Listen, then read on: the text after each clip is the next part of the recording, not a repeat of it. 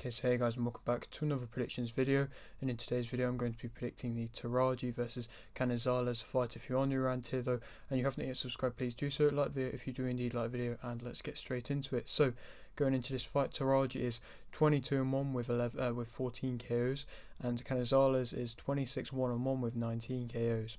This fight is for the WBA Super and WBC World Light Flyweight titles. Teraji's last fight was a win via TKO in round 9 versus Budler, and Canizales' last fight was a win via stoppage in round 8 versus Mateon. This is in Teraji's home country of Japan.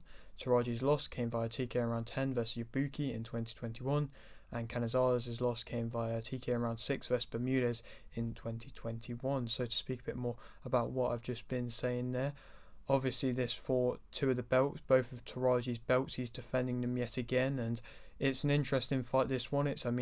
He's just kind of going against the top contender in the, believe, WBC division. I might be wrong, but he's he is the top contender in one of the mandatory bodies, and so it makes sense for this fight to be happening. It's an interesting fight. It's a fight which I think possibly some people might be overlooking and just assuming that Teraji is going to be able to win with ease, but I think Canizales is definitely going to offer things which are going to make it difficult for Teraji for this fight, and possibly for him to even win this fight.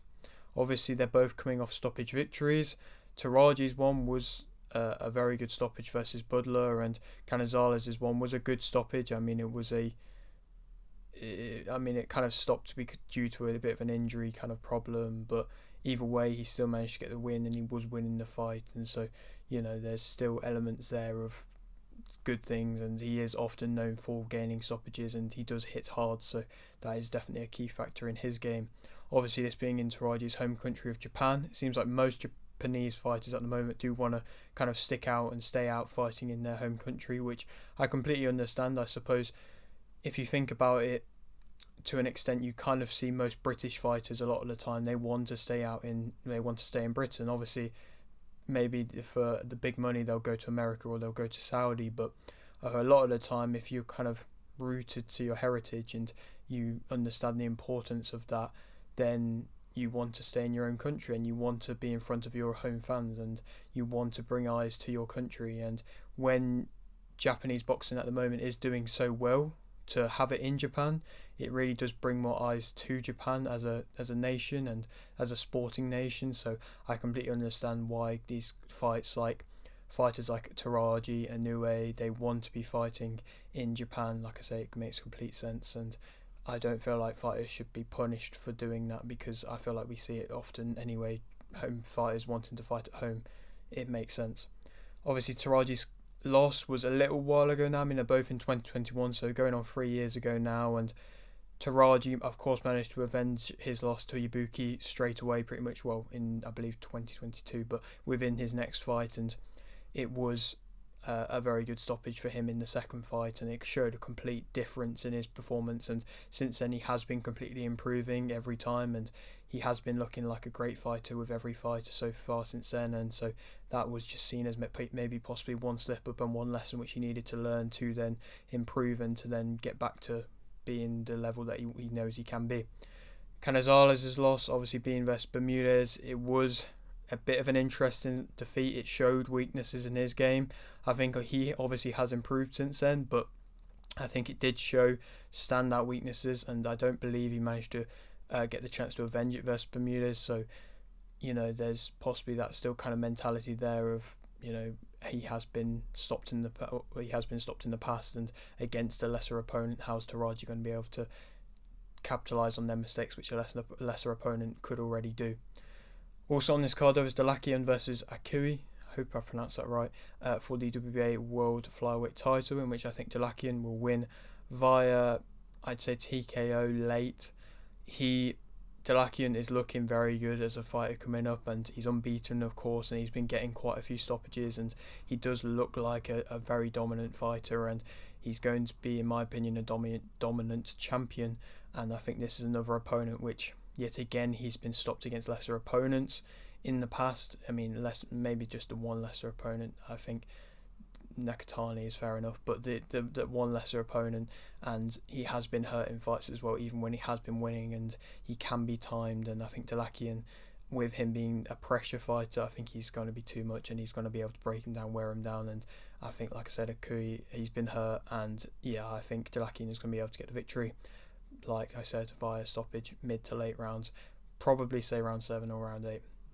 Going back to the main event, Teraji, as a fighter, he is good at swinging momentum, and I've seen that in his fights. Even in the loss versus Ibuki, he was able to swing the momentum at times where it was in his favour, and so, you know, he can let fights go back and forth with possibly a bit more than they need to, but he is good at then retrieving the momentum back into the later rounds and then being able to capitalise on them into the later rounds.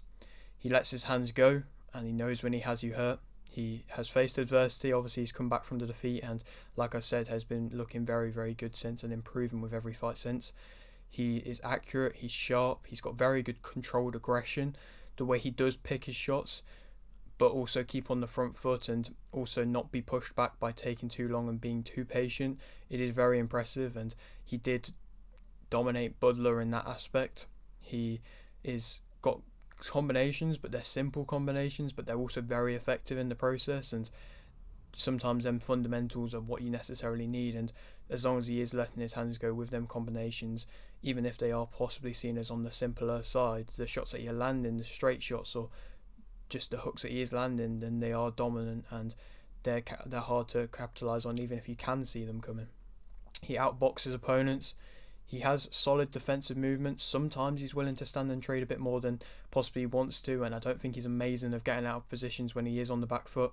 But when he's on the front foot and he is possibly getting countered, I think he isn't always there to be countered, and he can counteract a counter, if that makes sense. He can see a counter come in and then move out the way of it and then adjust and then become attacking and change it to an attacking thing for him. And so I think defensive movement wise, he has got solid defensive movement. He finds angles well, he counters well, so he can fight on the back foot. I just think against constant pressure, then it can be difficult for him. He sets traps. He can, like I say, fight on the front or the back foot. He fights more better at a mid-range, I'd say.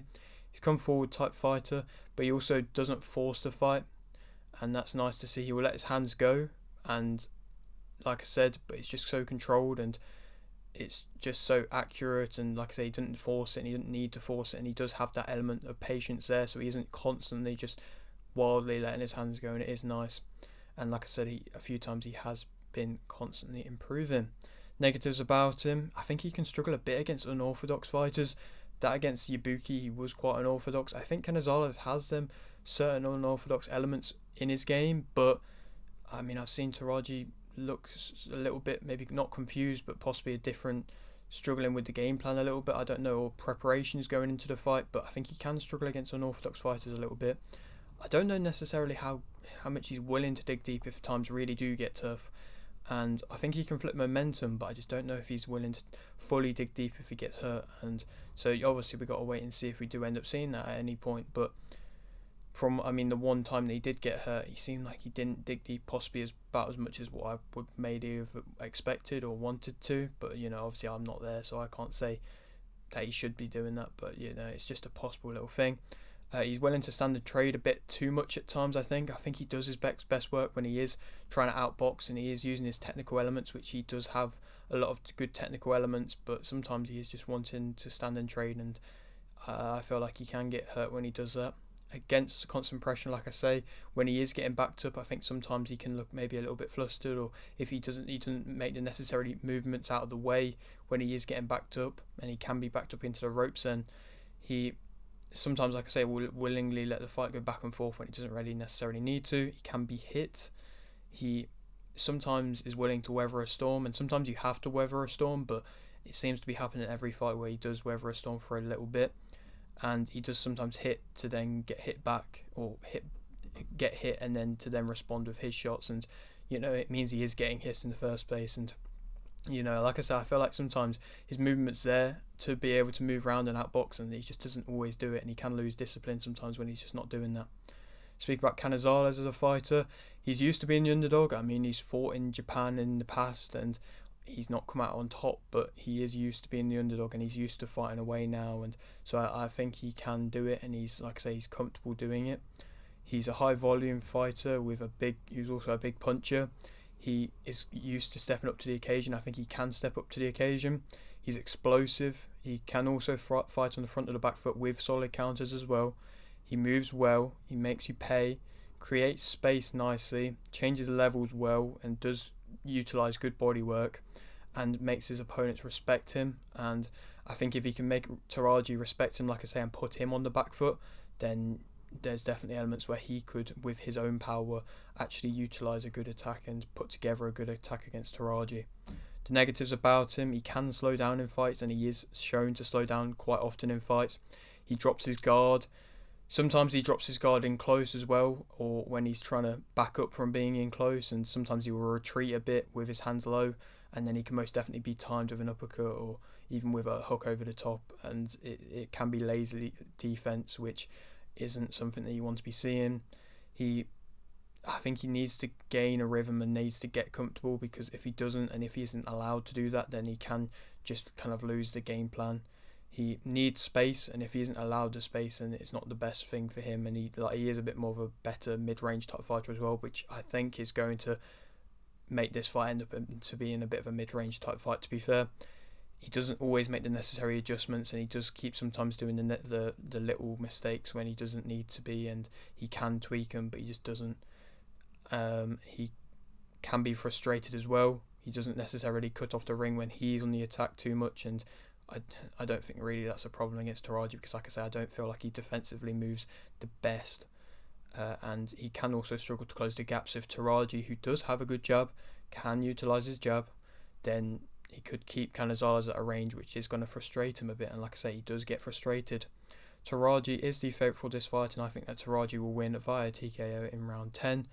I think he's going to be able to find momentum, find a rhythm. I think Canizales could possibly pose a bit of a threat to him, and I think there probably will be rounds which Canizales will win. Like I say, when Teraji possibly is put under pressure or is just willing to weather a storm and possibly might end up standing and trading himself, then Canizales could find success and possibly even hurt Teraji with his power. But I think going into the later rounds, Canizales, like I said, is shown to tire and shown to slow down and shown the lazy defense, and Teraji I think is going to be able to capitalise on that and then be able to get that of a late stoppage. Then who we could go on to fight next?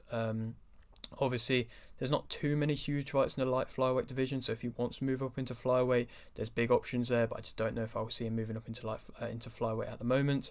So, I mean, biggest options: Notchinga vs Curiel 2 is happening in February, so that's for the RBF title, so that could be a good fight of the winner of that. I mean, I think Notchinga was probably going to be set up to fight Teraji anyway for a very big fight in the division, but obviously he got stopped in that fight versus Curiel, and so that didn't happen, and we have to wait, but you know, that's still on the cards.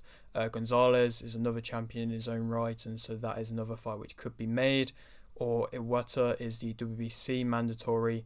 So that means Canizales is WBA mandatory. Sorry about that. But yeah, Iwata is a solid option as well. Another Japanese fight could make for a big fight in Japan. Obviously, him being mandatory challenger, that also could be ordered as well.